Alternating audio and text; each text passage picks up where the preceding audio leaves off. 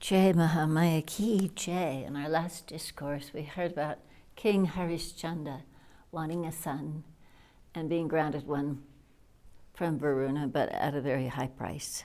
And the last part is he got cursed by Varuna for not fulfilling his commitment with dropsy. We'll go on to chapter 16. Vedavyasa said, O king, when Varuna went away, the king was very much laid down with the dropsy, and daily his pains began to increase, and he began to suffer extreme pain.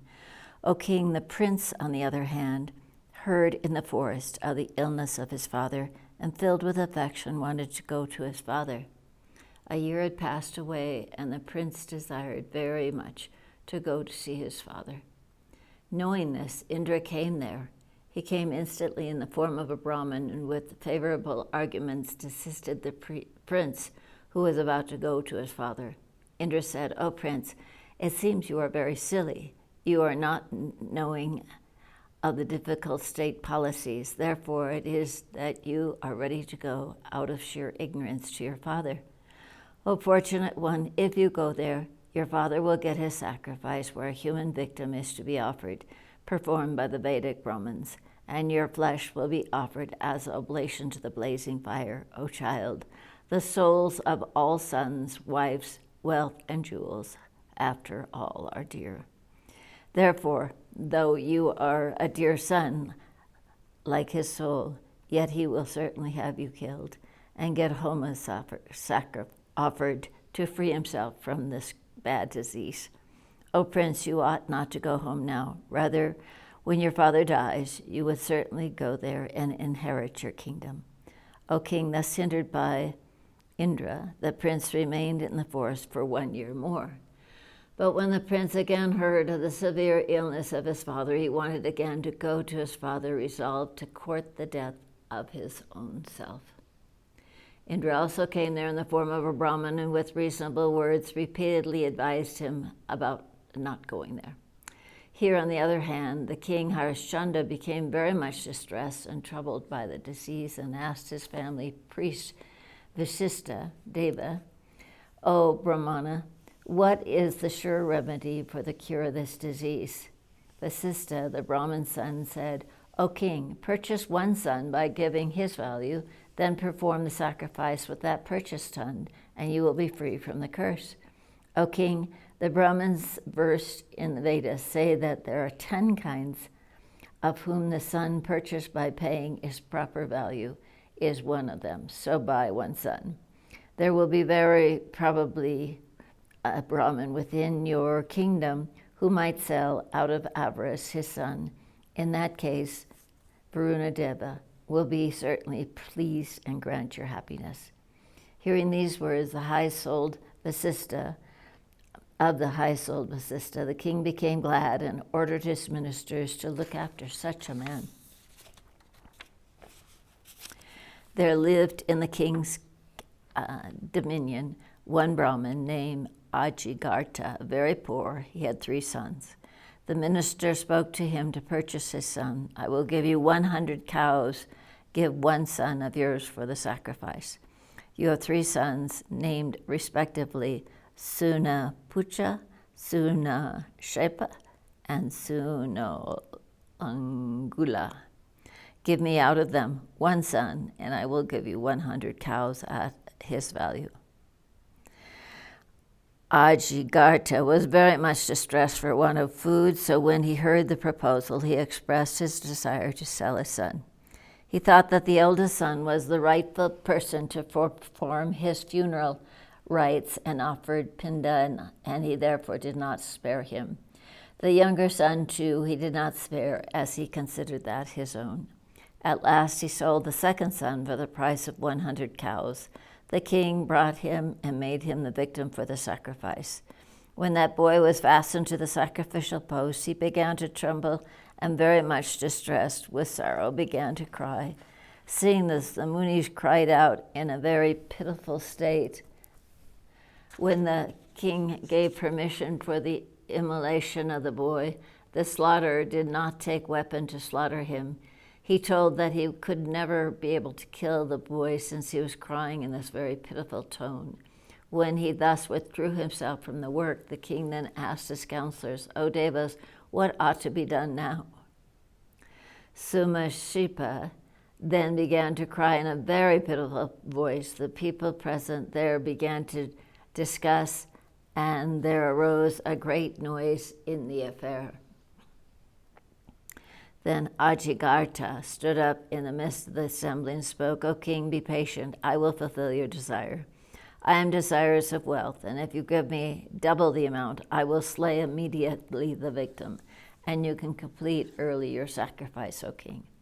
He who is hankering after money can always entertain feelings of enmity, even towards his own son. There is no doubt in this. Hearing those words, Harishchandra kindly spoke to him, "I will immediately give you another 100 excellent cows." Hearing thus, the son's father, avarice of wealth, immediately resolved and became ready to slay his son. All the counselors, seeing the father ready to slay his son, were struck with sorrow and began to lament, exclaiming, "Alas, this wretch, a disgrace to his family, is now ready to kill his own son. Oh, we never saw before such a cruel, vicious person. This Brahmin must be a demon in a Brahmin body. Fie on you, O Chandala! What a vicious work are you now going to do? What happiness do you derive by slaying this son, the jewel of jewels, only to get some wealth? O sinner, it is stated in the Vedas that the soul takes its birth from one's body. So, how are you going to slay your own soul?" When the hue and cry arose in the assembly, Vishvamitra, the son of Kusika, went to the king and out of pity said, "O king, Sunashipa is very piteously crying, so let him be free, and then your sacrifice will be complete, and you will be free of your disease. There is no virtue like mercy, and there is no vice like killing.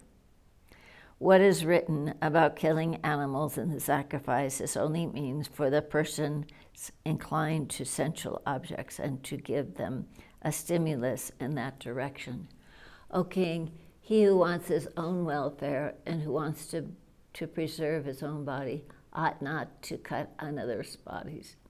He who pities equally all the beings gets contented with a trivial gain and subdues all his senses. God is soon pleased with him. O king, you should treat all the jivas like yourself, and thus always spend your life so dear to all. You desire to preserve your body by taking away the life of this boy. Similarly, why would he not try to preserve his body, the receptacle of happiness and pleasure? O king, you have desired to kill this innocent Brahmin boy, but he will never overlook this enmity of yours done in future lives. If anyone kills another willingly, though he has got no enmity with him, then the one that is killed will certainly kill the other afterwards. His father, out of greed for money, is deprived of intellect, so he has sold his son away. The Brahmin is certainly very cruel and sinful. There is no doubt in this. When one goes to Gaya, or one performs a sacrifice, or when one offers a blue bowl, one does so on the consideration that one would desire to have many sons. Moreover, the king had to suffer for 1/6 of the sins committed by anyone in his kingdom.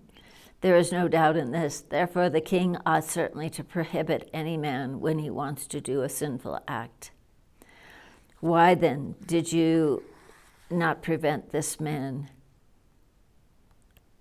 when he desired to sell his son, O king? You are the son of Satyvrata, especially you are born in the solar line of kings. So how have you desired, being born an Aryan, to do an act becoming a non-Aryan? If you take my word and quickly free this Brahmin boy, you will certainly derive virtue in your body. Your father was converted into a Chandala by a curse, but I sent him in his body to the heavens, and you are well acquainted with this fact. O king, keep my word out of your love for that. This boy is very pitifully crying, so free him. I pray this from you in this your sacrifice, and if you do not keep my word, you will incur the sin of not keeping my word. Do you not realize this, O king? You will have to give anything that a man wants from you in this sacrifice. But if you do otherwise, sin will attack you, no doubt. Hearing these words of Vishvamitra, the king Harishchandra spoke thus, O son of Gadi, I am suffering very much from the dropsy. I will not be able, therefore, to free him. You can pray for some other thing. You ought not to throw obstacles in this, my sacrifice. Vishvamitra became very angry at this, and seeing that the Brahmin boy was distressed, became sorrowful and mourned very much. Here ends the 16th chapter in the 7th book on the story of Sunashipa in the Mahapuran Sri Mahadevi Bhagavatam of 18,000 verses by Maharishi Veda Vyasa. Jai Mahamaya ki jai, Bole Baba ki jai, Hare Kandeshwari Mata ki jai.